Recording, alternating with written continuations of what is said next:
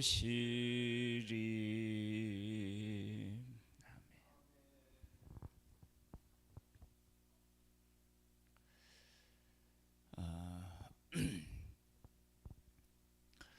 하나님을 바르게 섬기는 사람이 그 어려운 시대에 하나님을 바르게 섬기는 사람이 당하는 고통이 있지 않겠어요? 오늘은 하나님 앞에서 바르게 살아가는 사람이 당하는 고통, 고난에 대한 이야기를 우리 한번 좀 생각해 보겠습니다. 그때에 여로보암의 아들 아비야가 병든지라.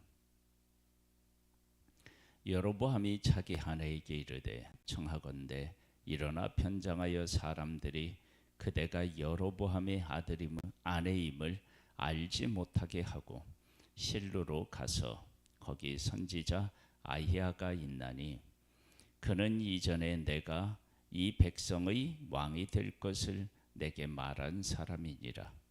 그대의 손에 떡 10개와 과자와 꿀 1병을 가지고 그에게로 가라. 그가 그대에게 이 아이가 어떻게 될지를 알게 하리라. 여로보암의 아내가 그대로 하여 일어나 실로로 가서 아히야의 집에 이르니 아히야는 나이가 많아 눈이 어두워 보지 못하더라.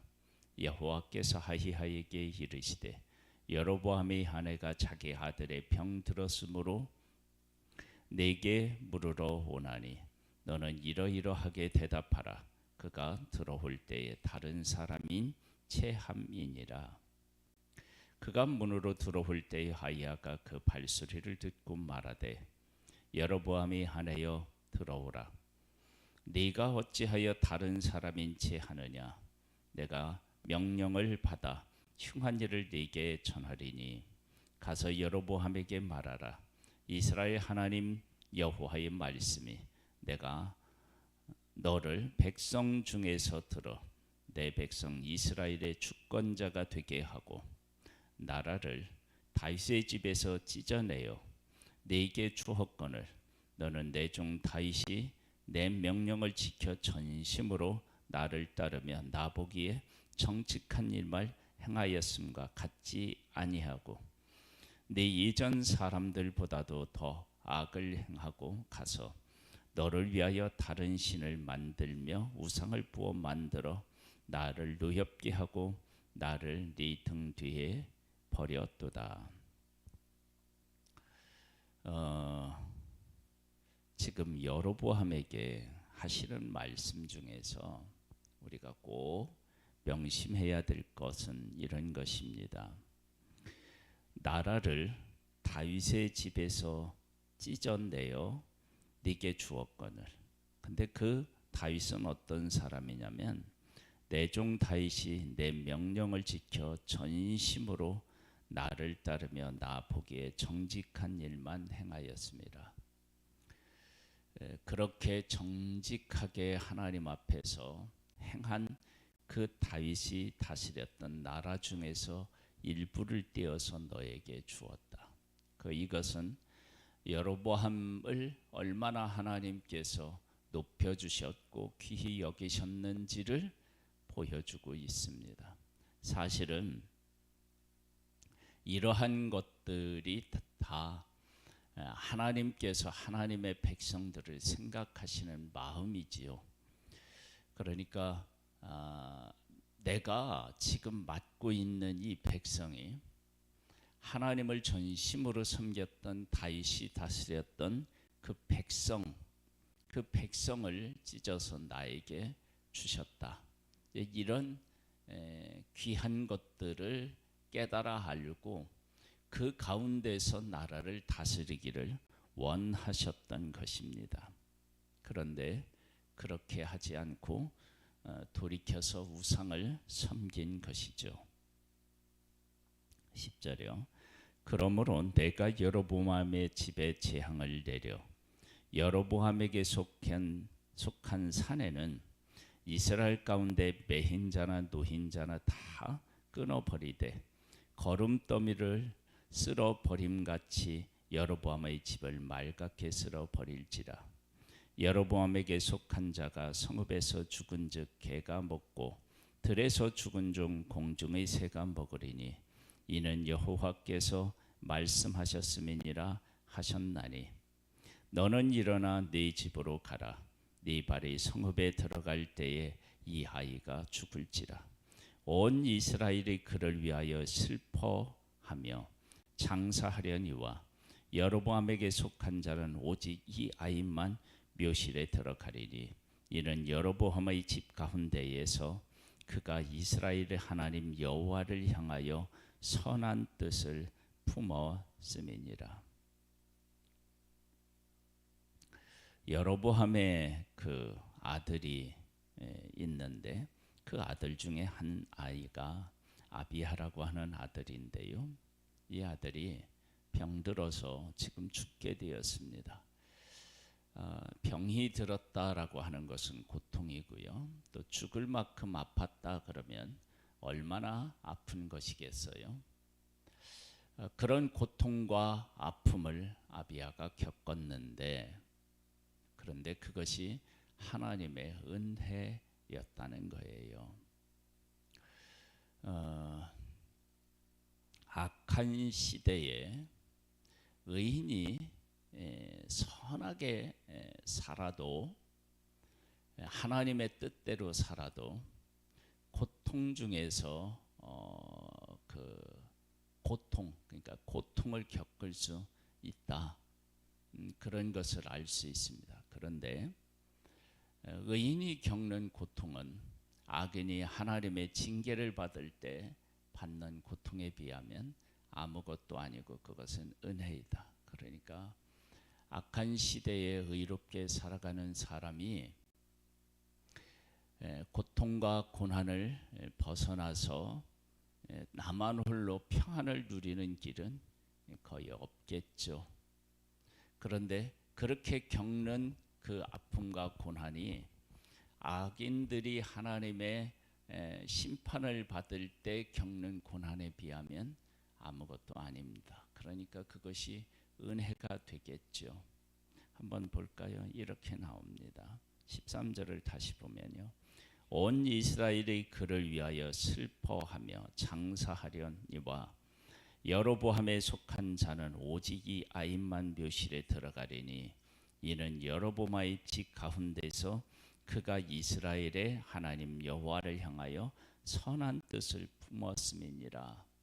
선한 뜻을 품었는데 이 아들이 병들었고 그리고 죽습니다.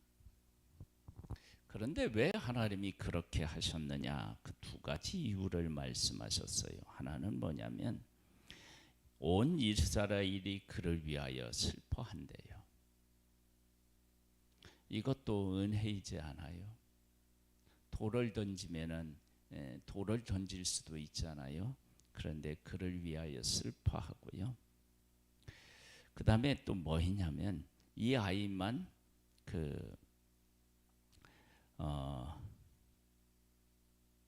하나님을 향하여서 이 아이만 묘실에 들어간다. 그러니까 백성들이 슬퍼하고 그의 장례를 잘 치러준다는 거예요. 그 위에는 어떤 일이 있느냐? 14절로부터 보면 여호와께서 이스라엘을 위하여 한 왕을 일으키신즉 그가 그날에 여로보암의 집을 끊어 버리리라. 언제냐 하니 곧 이제라. 여호와께서 이스라엘 쳐서 물에서 흔들리는 갈대같이 되게 하시고 이스라엘을 그의 조상들에게 주신 이 좋은 땅에서 뽑아 그들을 강 건너로 흩으시리니 그들이 아세라상을 만들어 여호와를 진노하게 하였음이니라. 연전 적국에 패해서 고통을 겪고 또 포로가 되어서 자유를 잃고 그렇게 살아가게 되는데 아비야만 평안히, 그 평안이라고 하는 말이 참 그렇기는 하지만 그래도 전쟁에서 패하고 포로로 잡혀가서 고통을 겪는 것 비하면 아무것도 아닌 그 고통을 겪게 하시고 또 이런 일들을 통해서 여로보암이 얼마나 큰 죄를 지었고 그리고 이 아들을 통해서 하나님의 선한 뜻을 가진 사람을 하나님은 어떻게 기억하고 그에게 은혜를 베푸시는지를 보여주므로 여로보암에게 하나님을 섬기는 것이 어떤 의미를 갖는지를 지금 또 말씀으로 그 상황으로 찾아오신 것입니다.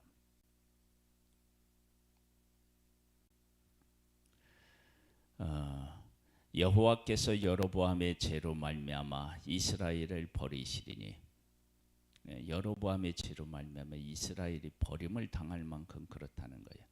이는 그도 범죄하고 이스라엘로 범죄하게 하였음이니라 하니라. 자기도 죄를 짓고 백성으로 하여금 죄 가운데 빠지게 한 것입니다.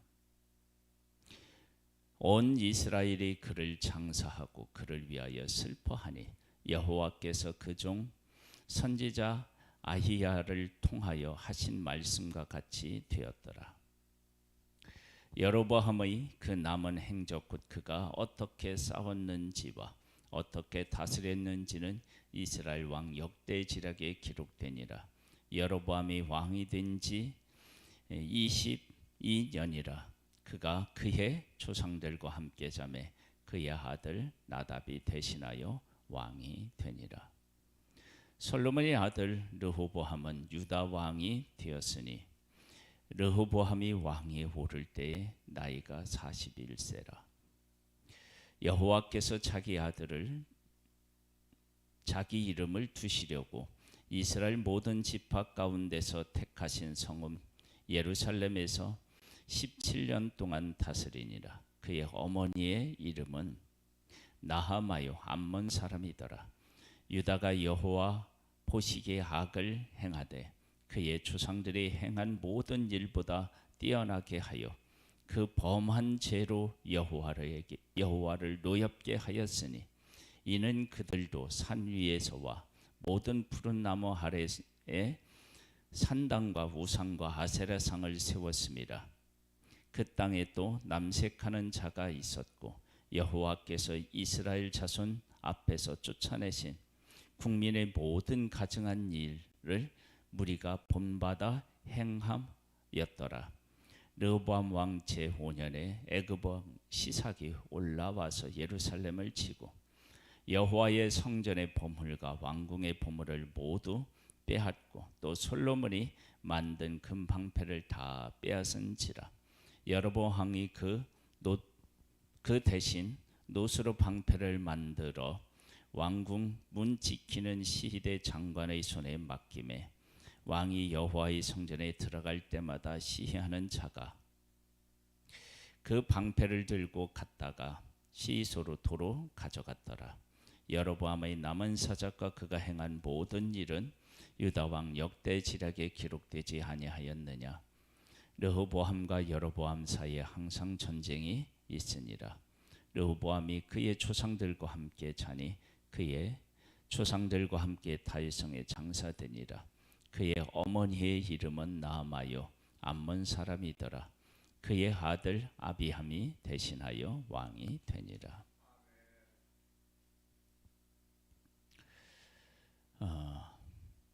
하나님을 떠나고 우상을 섬기게 된 하나님의 백성들은 얼마나 다윗과 솔로몬의 시대에 그 누렸던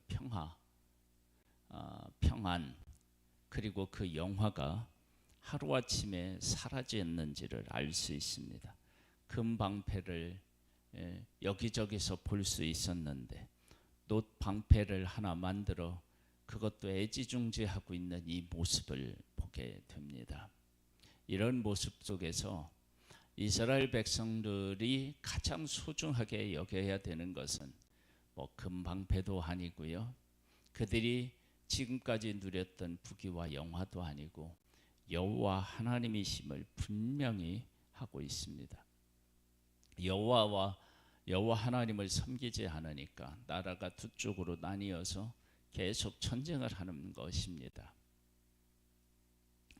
서로 전쟁을 한다는 것, 하나님의 백성이 하나가 되지 않고 전쟁을 한다는 것은 그만큼 이 백성들이 하나님을 떠나서 살고 있다라고 하는 것을 분명히 말씀하고 있는 것입니다. 교회가 두 패로 나누어져서 싸운다. 그럼 이게 얼마나 슬픈 일입니까?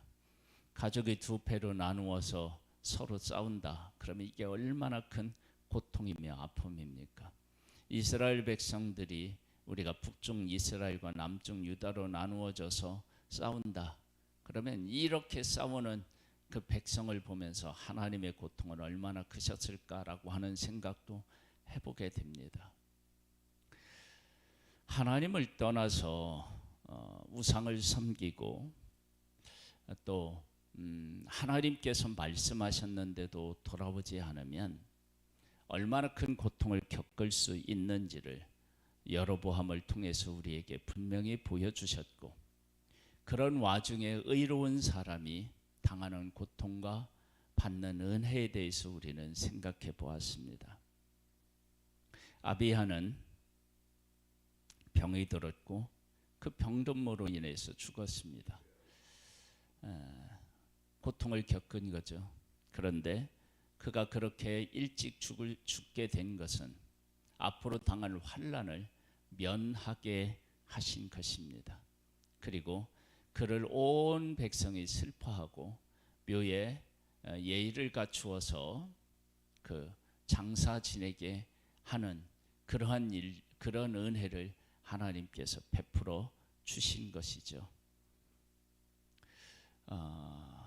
의인은 악한 시대에 살면 반드시 이렇게 살아도 고통 가운데 있고 저렇게 살아도 고통 가운데 있습니다. 그러나 그 의인은 하나님께서 기억하시고 그 의인에게 하나님께서는 은혜를 베풀어 주신다는 사실입니다. 의인이 당하는 고난과 악인이 겪는 고통은 완전히 다르다는 거죠. 아비야는 하나님께서 은혜를 베푸시는 중에 병들었고 그리고 죽었고, 그리고 나머지 모든 아들들과 여로보암에 속한 자들은 전쟁에서 패하여 고통을 겪게 되는 것을 보게 됩니다.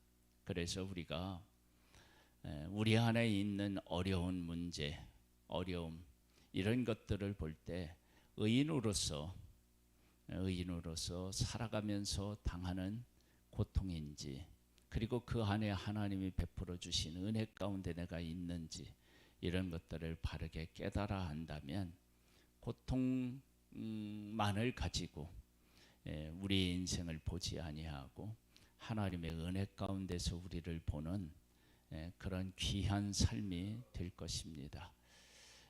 우리에게, 의인에게도 고난이, 고통이 있을 수 있음을 깨닫고 하나님 안에서 의인이 받는 그 은혜를 깨달아 하는 복을 누릴 수 있게 되기를 주님의 이름으로 축복합니다. 하나님 아버지, 우리의 삶에 은혜를 베풀어 주시는 하나님이십니다. 여로보암에게 찾아가셔서 그렇게 말씀하셨는데도 바르게 서지 못하고 돌아서지 못했을 때 그와 그의 백성과 그에 속한 모든 사람들이 큰 고통을 겪게 되는데, 아비야는 하나님 앞에 선한 뜻을 품었습니다. 그럼에도 불구하고 그는 병들어서 고통 중에서 죽게 됩니다. 그러나 그것이 아비야에게 베풀어 주신 하나님의 은혜였다고 말씀하고 계십니다. 우리 안에 고통이 있다 할지라도 그 안에 하나님께서 우리에게 베풀어 주신 은혜가 있다면 그것을 발견하고 하나님 앞에 선한 뜻을 가지고 살아가는 것을 얼마나 기쁘게 여기고 계시는지를 깨달아라. 그 가운데 거하는 복된 우리들 되기를 소망합니다. 성령으로 우리 가운데 역사해 주옵소서. 예수님의 이름으로 기도드립니다. 아멘. 하늘에 계신 우리 아버지여, 이름이 거룩히 여김을 받으시오며 나라에 임하옵시며 뜻이 하늘에서 이룬 것 같이 땅에서도 이루어지리이다. 오늘날 우리에게 유할 양식을 주옵시고 우리가 우리에게 죄 지은 자를 사하여 준 것 같이 우리 죄를 사하여 주옵시고 우리를 시험에 들게 하지 마옵시고 다만 악에서 구하옵소서. 대개 나라와 권세와 영광이 아버지께 영원히 있사옵나이다. 아멘.